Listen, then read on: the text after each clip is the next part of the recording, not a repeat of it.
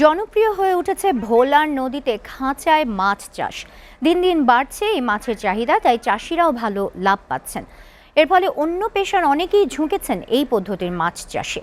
কৃষি বিভাগ বলছে দেশে মাছের চাহিদা মেটানোর পাশাপাশি বেকারত্ব দূরীকরণে ভূমিকা রাখবে এই পদ্ধতির মাছ চাষ। আমাদের ভোলা থেকে প্রতিনিধি বিল্লাল হোসেনের পাঠানো তথ্য ও চিত্রে দেখুন ডেস্ক প্রতিবেদন।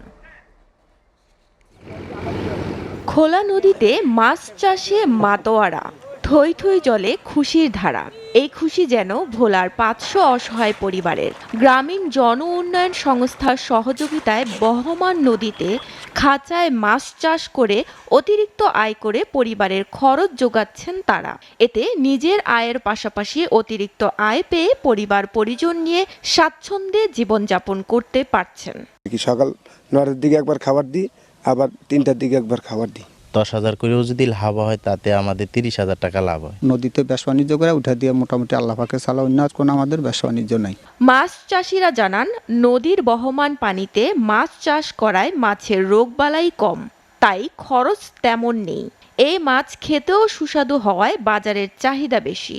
এই মাছটা অনেক চাহিদা বেশি, এই মাছটা খাইতে অনেক মজা মাছ, কেন রোগ বালাই নাই। সরকার যদি উদ্যোগ নিত তাইলে যদি আমাদেরকে জনপ্রতি অন্তত 5টা করে খাঁচা দিত। ভোলার বিশাল জেলে সম্প্রদায়ের অনেকেই নদী শিক্ষি একটা সময়ে জেলেরা কর্মহীন হয়ে পড়ে। এদের বিকল্প আয় করার জন্য তারা অসহায়ের খাঁচা দিয়ে এ সহায়তা করছেন বলে জানান উন্নয়ন সংস্থার এই কর্মকর্তা। অন্যান্য যে উপকরণগুলি লাগে এগুলি সব আমরা সরবরাহ করি এবং প্রাথমিকভাবে যে মাছ ছাড়ার জন্য আমরা মাছের পোনা সহ তাদেরকে খাদ্য সহায়তা করি। খাঁচায় মাছ চাষ করে অনেকটাই সম্ভাবনার ক্ষেত্র তৈরি হয়েছে বলে জানান জেলা মৎস্য কর্মকর্তা। আমরা এই খাঁচা মাছ চাষি যারা আছে তাদেরকে আমরা প্রশিক্ষণ দিব, তাদেরকে আমরা উৎসাহিত করব এবং তাদের দেখা দেখে যাতে অন্যান্য মাছ চাষিরা এমনকি জেলেরাও যদি এই খাঁচায় মাছ চাষে উদ্বুদ্ধ হয়, এখানে মাছের উৎপাদনও বাড়বে, তাদেরও আয় বাড়বে। এসব খাঁচায় চাষ হচ্ছে তেলাপিয়া, সরপুঁটি ও কার্প জাতীয় মাছ।